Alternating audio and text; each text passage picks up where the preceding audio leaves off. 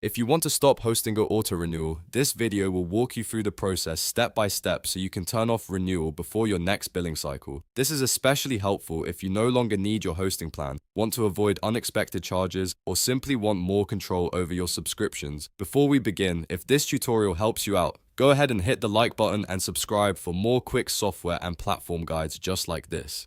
Alright, let's jump in.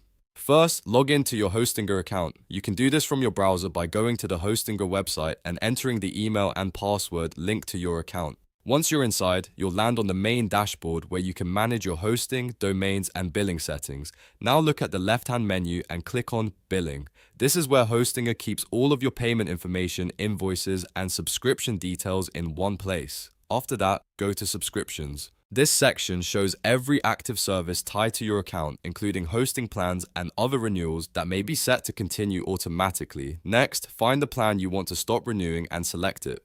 If you have more than one subscription, make sure you choose the correct one so you don't disable renewal on the wrong service. Once you open the plan details, look for the auto renewal option. Hostinger usually gives you a clear toggle or setting that controls whether the subscription renews automatically. Disable auto-renewal for that plan and then confirm any prompt that appears. In some cases, Hostinger may ask you to verify your choice or show you the date when the plan will expire after auto-renewal is turned off. Take a moment to review that information so you know exactly when the service will end.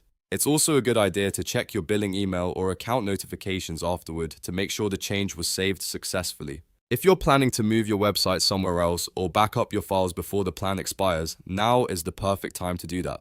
Stopping auto-renewal does not usually cancel your service immediately. It simply prevents the next payment from being charged, so your hosting may remain active until the end of the current billing period. That means you can still use the remaining time you've already paid for. If you ever change your mind later, you can usually turn auto-renewal back on by going through the same billing and subscriptions area, and that's it. You've now learned how to stop hosting your auto-renewal in just a few simple steps. If this video helped, don't forget to like, subscribe, and leave a comment if you want more step-by-step tutorials like this one.